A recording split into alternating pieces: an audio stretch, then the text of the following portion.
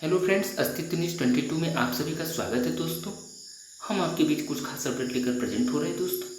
जैसा कि हम आपसे उम्मीद करते हैं, आग्रह करते हैं, कृपया ध्यानपूर्वक आप सभी लोग सुनिएगा।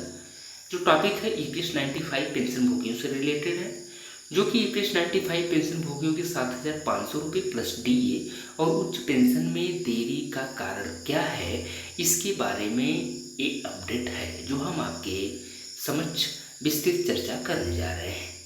तो दोस्तों, हम आगे बढ़ते हैं। जैसा कि ईपीएस 95 पेंशन भोगियों के बारे में है, तो कर्मचारी पेंशन योजना 1995 के पेंशन भोगी कई वर्षों से न्यूनतम पेंशन 7,500 प्लस डीए की मांग कर रहे हैं, लेकिन उनकी मांगें अभी तक पूरी नहीं हो पाई है। वर्तमान में न्यूनतम पेंशन 1,000 रुपये है, जिसे बढ़ाने में सरकार की उदासीनता देखी जा रही है। जैसा कि दोस्तों, ईपीएस 95 पेंशन भोगियों की 7,500 टॉपिक वही है। तो हम चलते हैं, इस अपडेट के बारे में आगे बढ़ते हैं। सुप्रीम कोर्ट के आदेश के बावजूद हायर पेंशन में भी देरी हो रही है। तो चलिए आप सभी को बताते हैं कि इन समस्याओं के पीछे की प्रमुख कारण और संभावित समाधान के बारे में जानकारी विस्तार पूर्वक। तो ईपीएस 95 पेंशन भोगियों की जागरूकता की कमी के बारे में वर्णन है, जो कि कर्मचारी पेंशन योजना 1995 पेंशन भोगियों की संख्या लगभग 78 लाख है, लेकिन अधिकांश पेंशन भोगी अपने अधिकारों और मुद्दों के प्रति जागरूक नहीं है। इससे आंदोलन में उनकी भागीदारी कम हो जाती है, जिससे मुद्दा व्यापक स्तर पर नहीं उठ पाता और पर्याप्त समर्थन नहीं मिल पाता है। जैसा कि एम्प्लॉय पेंशन स्कीम यानी यूनियनों के बीच असंगठित स्थिति। तो दोस्तों, सभी कर्मचारी पेंशन योजना 95 यूनियनों के बीच समन्वय और एकता की कमी है, जिससे समस्या का समाधान और कठिन हो जाता है। एकजुट होकर काम करने से ही पेंशन भोगियों के अधिकारों की लड़ाई प्रभावी तरीके से लड़ी जा सकती है। जैसा कि ईपीएफओ कानूनी जानकारी का अभाव, इसके बारे में हम इससे चर्चा करते हैं। तो दोस्तों, जैसा कि अधिकांश पेंशन भोगियों और उनके संघों के नेतृत्व में कानूनी ज्ञान की कमी है, वे न्यूनतम पेंशन या हायर पेंशन मुद्दों पर कर्मचारी भविष्य निधि संगठन और अदालत को सही कानूनी तर्क देने में असमर्थ है, जिससे उनके मामले कमजोर हो जाते हैं। जैसा कि पेंशन फंड के बारे में नकारात्मक धारणाएं और भ्रांतियां क्या है, तो विभिन्न एजेंसियां और सोशल मीडिया चैनल न्यूनतम पेंशन या हायर पेंशन मुद्दों के खिलाफ तर्क दे रहे हैं। इससे पेंशन भोगी और सदस्य भ्रमित हो जाते हैं और सही जानकारी के अभाव में गलत धारणाएं बना लेते हैं।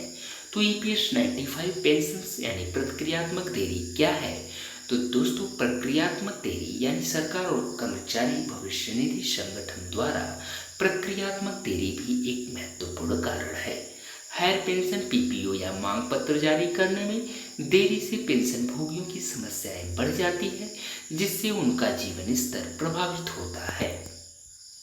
जैसा कि एम्प्लॉय पेंशन स्कीम यानी राजनीतिक स्तर पर समर्थन की कमी भी है, यानी कर्मचारी पेंशन योजना 95 पेंशन मुद्दों पर राजनीतिक हस्तक्षेप और समर्थन की कमी भी एक बड़ा कारण है।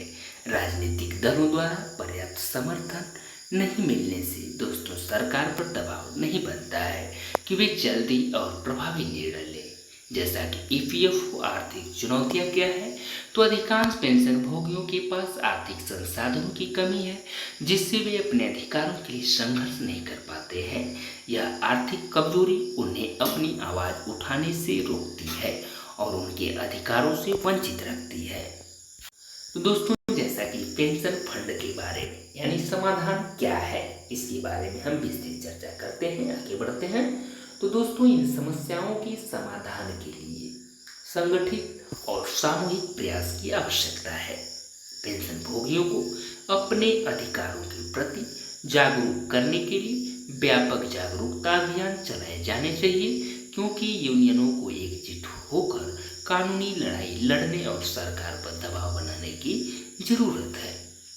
तो दोस्तों, जैसा कि डिस्क्लेमर में भी हम कह सकते हैं कि यहाँ पे जो जानकारी दी जा रही है हमने इंटरनेट द्वारा प्राप्त की हुई जानकारी ही आप तक प्रेषित कर रहे हैं। अस्तित्व न्यूज़ 22 इस खबर की पुष्टि नहीं करता दोस्तों। अधिक पुष्टि और सत्यापन के लिए आप सभी लोग ऑफिशियल वेबसाइट पर जाकर जांच अवश्य करें। बहुत बहुत धन्यवाद दोस्तों, थैंक यू सो मच। कृपया आप सभी लोग चैनल को सब्सक्राइब करें, लाइक करें एंड शेयर करें। बहुत बहुत कोटि कोटि प्रणाम, धन्यवाद, थैंक यू सो मच दोस्तों, ऑल ऑफ यू।